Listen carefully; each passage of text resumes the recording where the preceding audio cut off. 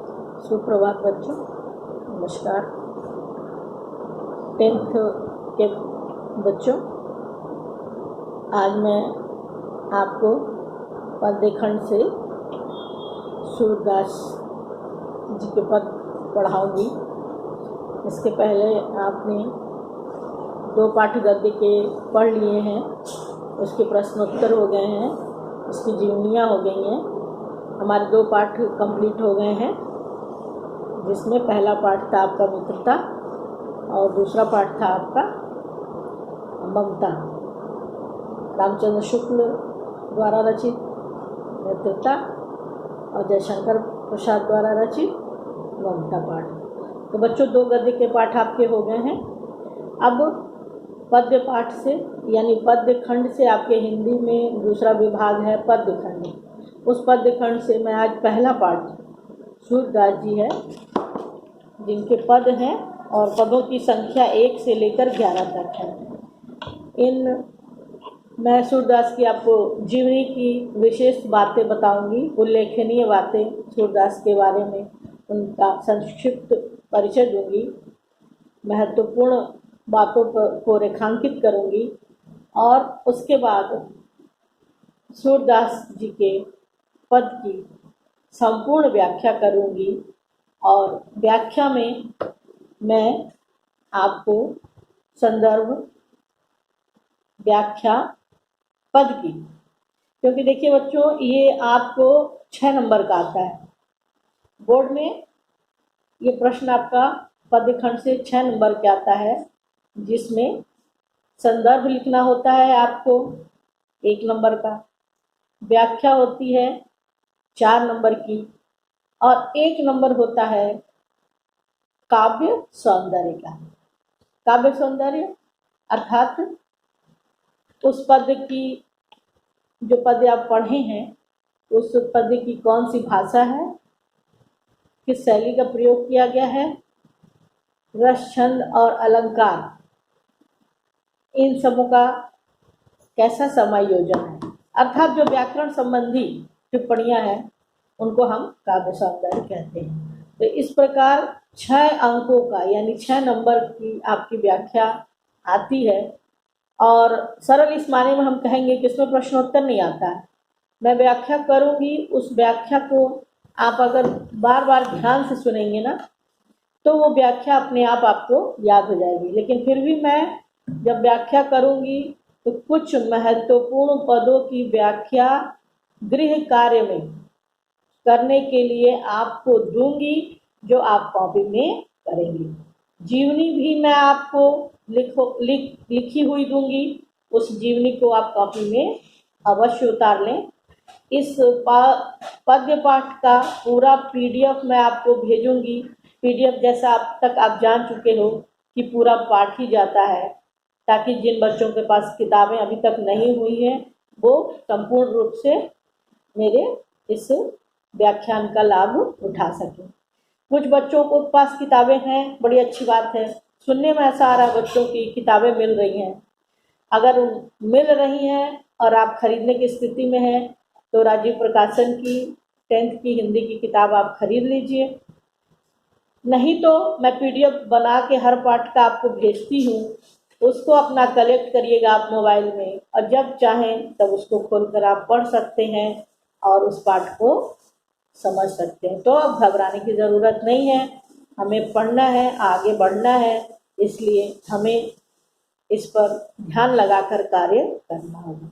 तो बच्चों, सूरदास का एक संक्षिप्त परिचय मैं आपके सामने प्रस्तुत करूंगी। सूरदास, महाकवि सूरदास जी का जन्म रुनकता नामक गांव में हुआ था सन 1478 ईस्वी में, और इनके पिता का नाम पंडित रामदास। पंडित रामदास जी एक सारस्वत ब्राह्मण थे। कुछ विद्वान रुनकता नामक ग्राम के साथ ही सीही नामक स्थान को भी सूरदास का जन्म स्थल मानते हैं, यानी कि इनके जन्म स्थल के संबंध में मतभेद है। सूरदास जी जन्मांध थे या नहीं, इस संबंध में भी अनेकों मत है, किंतु ये प्रमाणिक नहीं है कि सूरदास जी जन्मांध थे, यानी जन्मसंध थे, किंतु अधिकतर साहित्यकारों का मानना है कि सूरदास जी जन्मांध थे और उनके अंदर ये विलक्षण प्रतिभा थी जो उन्होंने बाल मनोवृत्तियों का, बालक के एक चेष्टाओं का, हाव भाव का, उसके मन की बातों का जैसा सूक्ष्म और सुंदर वर्णन सूर ने, यानी सूरदास जी ने भगवान कृष्ण को माध्यम बनाकर किया, वैसा विश्व में कोई कवि नहीं कर सका है अभी तक। सुर की महत्ता, उसकी महानता इसी बात से सिद्ध होती है कि 9 रस माने जाते थे काव्य शास्त्र में, लेकिन 10वां रस वात्सल्य का साहित्यकारों ने माना, उसे काव्य में महत्वपूर्ण स्थान दिया। उस 10वें रस का नाम है वात्सल्य रस, जो इन सूरदास की रचनाओं की ही देन है। वात्सल्य अर्थात माता पिता का अपने संतान के प्रति प्रेम। जैसे जैसे आप पद्य पढ़ेंगे, आगे हो पढ़ेंगे हिंदी को, आप सूर की रचनाओं को पढ़ेंगे, आप खुद आश्चर्य में पढ़ोगे कि कैसे एक व्यक्ति जो नेत्र विहीन है, वो छोटी छोटी बातों को कृष्ण के माध्यम से, कैसे वो छोटे बच्चे हैं, कैसे वो चलते हैं, कैसे वो खाते हैं, कैसे वो पीते हैं, उनकी मनोहारी चेष्टाओं का इतना सुंदर वर्णन कैसे उन्होंने किया। सचमुच वो एक विलक्षण प्रतिभावान व्यक्ति थे। सूरदास जी के गुरु का नाम वल्लभाचार्य जी था।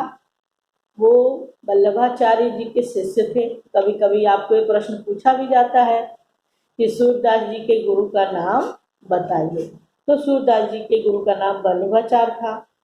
ये मथुरा के गौ घाट पर श्रीनाथ जी के मंदिर में रहते। सूरदास जी का विवाह भी हुआ था, किंतु वो विरक्त होने के कारण परिवार के साथ अधिक समय नहीं बिताते थे। जब ये वल्लभाचार्य अर्थात अपने गुरु के संपर्क में आए, तो इन्होंने कृष्ण लीला का गान प्रारंभ किया। इस प्रकार धीरे धीरे वो कृष्ण से संबंधित रचनाओं का गान श्रीनाथ जी के मंदिर में किया करते थे और लोग इनके पदों को सुनकर भाव विभोर हो जाया करते थे। सूरदास जी की मृत्यु सन 1583 ईस्वी में गोवर्धन के पास पारसौलिक नामक ग्राम में हुई। और बच्चों, इनके काव्य की जो साहित्यिक परिचय है, काव्य का जो साहित्यिक परिचय है, जिसे आपको जानना आवश्यक है कि सूरदास की अनेक कृतियां तो उल्लेखनीय कृतियों, वैसे तो उन्होंने 1.25 लाख पदों की रचना की, 1-2 नहीं, 1.25 लाख पदों की रचना की।